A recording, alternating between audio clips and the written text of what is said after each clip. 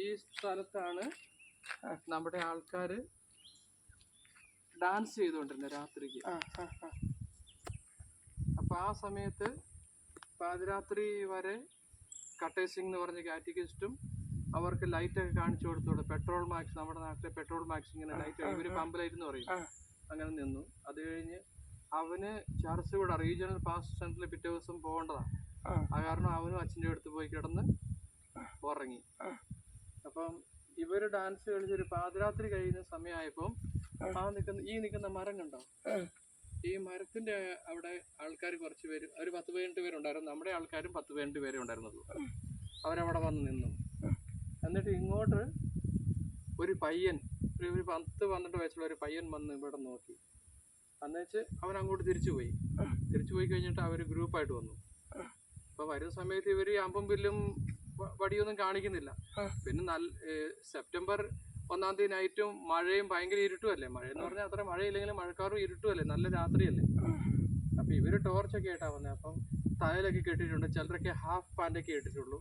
അപ്പൊ നമ്മളെ ആൾക്കാർ പറഞ്ഞു, ഇതാരാ എല്ലാവരും ഇത്രയും ആൾക്കാർ വന്നിരിക്കുന്നത്, ഡാൻസ് കളിക്കാൻ ഇങ്ങാനും വന്നതാണോ? ഈ ചണ്ടി അടിക്കുന്ന കേൾക്കുമ്പോൾ ആദിവാസികൾ ഡാൻസ് കളിക്കാൻ വരുമല്ലോ. അപ്പൊ നമ്മുടെ കൂട്ടത്തിലെ ആദ്യത്തെ ഫാമിലിയിലെ മേരി എന്ന് പറയുന്ന അവളോട് പറഞ്ഞു, ഇതാരാ ഈ തലക്കെട്ടൊക്കെ കെട്ടി വന്നിരിക്കുന്ന, ഇവര് ദാരാസിംഗിന്റെ ആൾക്കാരെങ്ങാനും ആണോ എന്ന്. അത് ചോദിക്കുന്ന ഉടനെ തന്നെ അടി കൊടുത്തു. ആരുടെ ഡാഷ മക്കൾ ഇവിടെ എന്നടാ പണിയെടുക്കുന്നതെന്ന് ചോദിച്ചു. ഇത് എന്നടാ ചെയ്തെന്ന് ചോദിച്ചുകൊണ്ട് ആദ്യം ലൈറ്റൊക്കെ അടിച്ചു പൊട്ടിച്ചു, എല്ലാരെയും അടിച്ചു ഓടിച്ചു. അപ്പൊ കാട്ടിക്കൂടെയും അവിടെ ഇവിടെയും പോകുന്നവര് കാട്ടിക്കൂടെ എല്ലാം ഓടി രക്ഷപ്പെട്ടു. ഓടിയവര് ചിലര് അവിടെ മുകളിൽ പോയി ഒരു വില്ലേജിൽ ആരാണ്ടര വീട്ടിൽ പോയി കിടന്നു. കാട്ടിൽ താഴോട്ടൊക്കെ പോയി കാട്ടിലും പുഴയിലേക്ക് ഒളിച്ചിരുന്ന അവിടെ ഇരുന്നു. അത് കഴിഞ്ഞ് അച്ഛൻ്റെ കൂടത്തിൽ വന്ന ദർശൻ എന്ന് പറഞ്ഞ കാറ്റഗിസ്റ്റും പിന്നെ ഒരു പേര് പെട്ടെന്ന് ഞാൻ മറന്നു, ഉദയോ, ആ പിള്ളേർ അടുത്തടുത്തുണ്ടായിരുന്നു. അച്ഛനെ പോലെ തന്നെ അടുത്ത്. ഇനിയിപ്പോൾ നമുക്ക് അങ്ങോട്ട് തിരിയാം.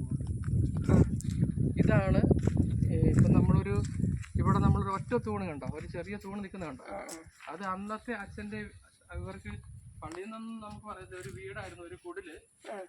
അതിന്റെ പകുതി ഭാഗം അരപ്പിത്തി ഉണ്ടായിരുന്നു. അരപ്പിത്തി ഇത്ര ഇങ്ങനെ ഹൈറ്റിലുള്ള നമ്മൾ അരപ്പിത്തി എന്ന് പറയും.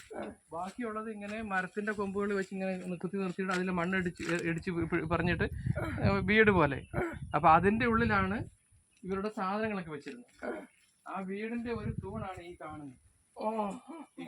അപ്പൊ ഇവിടെയാണ് നമ്മളുടെ മിഷണറിമാർ താമസിച്ചുകൊണ്ടിരുന്ന. അച്ഛൻ വരുമ്പോൾ താമസിക്കുന്ന, അച്ഛൻ കിടക്കുന്ന പള്ളി എന്ന് പറയുന്നത് വാട്ടവറി. അതിന്റെ കത്തിയ ഭാഗങ്ങൾ നമുക്ക് വീഡിയോയിൽ കാണാം. എന്നിട്ട് അവിടുന്ന് ആൾക്കാരെ ഓടിച്ചു വിട്ടതിന് ശേഷം ഇങ്ങോട്ട് വരുന്നത്. അപ്പൊ ഈ ഇവിടെയുള്ള വീടിന് ചുറ്റും വേലി ഉണ്ടായിരുന്നു. ഈ പറമ്പിന്റെ നമ്മുടെ ഇവിടെ താമസിച്ചുകൊണ്ടിരുന്ന കട്ടേർ സിംഗ് എന്ന് പറഞ്ഞ കാറ്റഗിസ്റ്റ് കുറച്ച് പയറും ഒക്കെ നട്ടുന്നതുകൊണ്ട്, പയറും വഴുതനയൊക്കെ നട്ടതുകൊണ്ട് അത് കന്നുകാലി തിന്നാതിരിക്കാൻ വേണ്ടിയിട്ടുള്ള ഒരു ഇതുണ്ടായിരുന്നു, ഫെൻസിങ് ഉണ്ടായിരുന്നു. അപ്പൊ ആ ഫെൻസിങ്ങിന്റെ വാതിലിന് ഇവര് ആൾക്കാരെ തല്ലിയൊക്കെ ഓടിക്കുന്ന സമയത്ത് ആ ഫെൻസിങ്ങിന്റെ വാതിൽക്കലിന് ഒരു 3-4 പേര് കാവൽ നിൽക്കുന്നുണ്ട്, ആരും ഇങ്ങോട്ട് കയറാതെ. മനസ്സിലായില്ലേ? പകൽ തന്നെ അച്ഛൻ ഇവിടെ ഇരിക്കുന്ന സമയത്ത് തന്നെ നമ്മുടെ ഒരു മനുഷ്യന്റെ കൂട്ടത്തില് നമ്മുടെ കാത്തലിക് അല്ലാത്ത ആദിവാസികൾ തന്നെ വന്നിട്ട് എപ്പോഴാണ് നിങ്ങളുടെ പെരുന്നാൾ എവിടെയാണ് നടക്കുന്നത്, ഡാൻസ് ചെയ്യുന്നത്, അച്ഛനെ എല്ലാം പഠിച്ചിട്ട് കണ്ടിട്ട് കേസ് സ്റ്റഡി കഴിഞ്ഞിട്ടാ പോയെ. അവരെ നമുക്ക് മനസ്സിലായില്ല. അവര് പറഞ്ഞു, ഞങ്ങൾ പോത്തിനെ കാണാതെ പോയിട്ട് പോത്തിനെ കാണാതെ പോയിട്ട് അതിനെ അന്വേഷിച്ച് വന്നാന്ന് പറഞ്ഞു. അപ്പൊ അങ്ങനെ എല്ലാം കേസ് സ്റ്റഡി ചെയ്ത് സ്ഥലമല്ല സിറ്റുവേഷനൊക്കെ മനസ്സിലാക്കിയിട്ടല്ലേ പോയെ. അത് കഴിഞ്ഞ് അവരെ ഓടിച്ചു വിട്ട് കഴിഞ്ഞാൽ ഇങ്ങോട്ട് കയറിക്കയുടെ തെറി പറഞ്ഞുകൊണ്ട് ഡാഷ് അച്ഛനാ, ഹിന്ദിയിൽ സാലാന്ന് പറയുമല്ലേ, ഓടിയത് സൊളാ ഫാദർ എവിടെയാ ഉറങ്ങുന്നതെന്ന് ചോദിച്ചുകൊണ്ട് വന്നു. അപ്പൊ അച്ഛൻ വൈകുന്നേരം ഇവര് വന്ന് ഇവരുടെ കൂടെ ഇരുന്ന് സംസാരിക്കുന്ന സമയത്ത് അച്ഛൻ തന്നെ ഇവരടുത്ത് പറഞ്ഞിട്ടുണ്ട്, നിങ്ങളെല്ലാവരും ഡാൻസ് കൊണ്ടിരിക്കും. അപ്പൊ ഇവിടെ മെയ്സ് നട്ടിട്ടുണ്ട്, നല്ല പൊതിച്ചോളം, നമ്മൾ മക്കാന്ന് പറയല്ലേ, അത് ആൾക്കാർ കള്ളന്മാർ വല്ലതും വന്ന് കട്ടുകൊണ്ട് പോകുന്നു പറഞ്ഞു. അല്ല, കട്ടന്മാരും വന്നാണോ എന്നാന്നറിയാൻ വേണ്ടിയിട്ട് അച്ഛനെ ഏറ്റിട്ട വാതിക്കലേക്ക് വന്നിട്ട് എന്നാ പറ്റിയ മക്കളെന്ന് ചോദിച്ചപ്പോൾ അന്നേരം ഇത് അച്ഛൻ ആരാന്ന് അറിയാൻ വേണ്ടിയിട്ട് തിരിച്ചറിയാനുള്ള ചോദ്യമായിരുന്നു അത്. അന്നേരം അച്ഛൻ്റെ അടിക്ക് പോയെന്ന്. അപ്പൊ അച്ഛൻ അടി കൊണ്ട് അച്ഛൻ്റെ ഒരു ചെരുപ്പ് ഇവിടെ ഉണ്ട്, ഒരു ചെരുപ്പ് അച്ഛനെ കൊല്ലുന്ന സ്ഥലത്താണ് കിടക്കുന്നത്. അച്ഛൻ ഇവിടുന്ന് നേരിട്ട് ഓടി അവിടെ ചെന്നപ്പോൾ ഇപ്പൊ നമ്മൾ ആ നീല നിറത്തിലുള്ള ടിൻഷീറ്റ് കാണുന്ന വീടില്ലേ, ആ ടിൻഷീറ്റ് ഇരിക്കുന്നത് അവിടെ അവരുടെ വീടുണ്ടായിരുന്നു, മണ്ണുകൊണ്ടുള്ള വീട്. 2 കൊല്ലം മുമ്പ് അത് വീണ് നശിച്ചു പോയി. ആ വീട്ടിൽ കയറാൻ വേണ്ടി അച്ഛൻ നോക്കി. അപ്പൊ ഇവിടുന്ന് അടി കൊണ്ട് പോയ അമ്മമാരും ചേട്ടത്തിമാരും പിള്ളേരൊക്കെ അതിനകത്തുണ്ടായിരുന്നു. അവരകത്ത് അടച്ചുകൊണ്ട് അച്ഛന് വീട്ടിൽ കയറാൻ പറ്റിയില്ല. അതുകൊണ്ട് അച്ഛൻ ഇപ്പുറത്തേക്ക് ചാടി കാട്ടിലേക്ക് രക്ഷപ്പെടാൻ നോക്കുന്ന സമയത്ത് നമ്മൾ ആ കല്ല് വെച്ചിരിക്കുന്ന ചെറിയ നമുക്ക് അങ്ങോട്ട് പോകാം, അവിടെ വെച്ചിട്ട് ഇവർ അച്ഛനെ പിടിച്ച് നിലത്തിട്ട് തല്ലിക്കൊല്ലുകയായിരുന്നു. ആ സമയത്ത് 2 അമ്പ് അവർ കൈ കൊണ്ട് കുത്തിയിട്ടുണ്ട്, അമ്പ് കൊണ്ട് കുത്തിയിട്ടുണ്ട്. കുത്തി ഒന്ന് ഇറക്കിയത് വാരികളിലൂടെ ഒരെണ്ണം ഉള്ളില്, ഇത് പോസ്റ്റ്മോർട്ടം സമയത്താണ് പുറത്തെടുത്ത്. പിന്നെ ഈ അടിവയറ്റിൽ ലെഫ്റ്റ് സൈഡിൽ ഒരെണ്ണം, അത് അച്ഛൻ തന്നെ ജീവൻ മരണം വെപ്രാളത്തിന്റെ ഇടയ്ക്ക് അച്ഛൻ തന്നെ അത് ഊരിയെടുത്തു. അന്ന് അൺകോൺഷ്യസ് അവസ്ഥയല്ലേ. പക്ഷെ അച്ഛൻ ഇവിടുന്ന് പോകുന്ന വഴിക്ക് ഇവര് എഴുതി ഒരെണ്ണം അച്ഛന്റെ പുറകിലുണ്ടായിരുന്നു, ലെഫ്റ്റ് സൈഡിലായിട്ട് പുറകില്. അത് എപ്പോഴും എടുത്ത് നമുക്ക് അറിയത്തില്ല. അങ്ങനെയാണ് സംഗതി. അത് കഴിഞ്ഞിട്ട് പിന്നെ നമ്മൾ ഓരോ വർഷം അച്ഛൻ്റെ പെരുന്നാളൊക്കെ ആഘോഷിക്കാൻ തുടങ്ങി. ഇത് 10ാമത്തെ വർഷം 30 അടി നീളത്തിലുള്ള ഒരു കുരിശുണ്ടാക്കിയതാണ്. അതുപോലെ തന്നെ ഇവിടെ അവരുടെ ഒരു കല്ല് വെച്ച്, ഈ കല്ല് വെക്കുന്നത് നമ്മൾ പള്ളിയുടെ മുമ്പിൽ വീണ്ടും വലിയ കല്ല് കാണാം.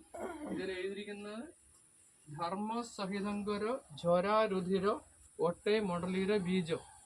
അത് തർത്തിലിൻ പിതാവ് പറഞ്ഞ പോലെ രക്തസാക്ഷികളുടെ നീളം സഭയുടെ വിത്ത് എന്ന്. പിന്നെ ഇവിടെ ധർമ്മസഹിത രക്തസാക്ഷി, പാർ അരുൾദോസ്, ജന്മം, മരണം. അങ്ങനെയാണ് സംഗതികളുടെ അത് കല്ല് വെക്കുന്നത് ഈ കർത്താവിനെ അടക്കിയതിന് ശേഷം കല്ലുകൊണ്ട് ലാസറിനെ ഉയർപ്പിക്കുന്ന സമയത്ത് കർത്താവ് പറയുന്നില്ല കല്ലെടുത്ത് മാറ്റുകയെന്ന്. അപ്പം കർത്താവിൻ്റെ അങ്ങനെ ഒരു സിസ്റ്റം ഇവർക്കുണ്ട്, ആദിവാസികൾക്കുണ്ട്, ഹോസിന് മാത്രം. ഒരു ബെറിയൽ സ്റ്റോൺ എന്നാണ് പറയുന്നത്. അപ്പം ഇത് അവർ 10ാമത്തെ വർഷത്തിൽ വെച്ചാണ്. അപ്പം ഇതിനകത്തു നിന്നാണ് ഇവർ ദ്രാവിഡ എന്നുള്ള ശബ്ദം വന്നതെന്നും പറയുന്നുണ്ട്.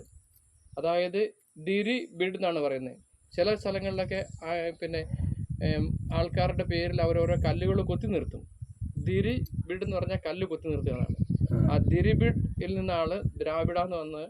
അപ്പം കല്ല് കൊത്തി നിർത്തുന്ന ആ കല്ല് വെക്കുന്ന ആദിവാസികൾ അവരാണ് ദ്രാവിഡർ. അപ്പോൾ ഇവർ ദ്രാവിഡർ വംശരാണ്, നമ്മളും ദ്രാവിഡർ തന്നെയാണ്. ശരിക്കും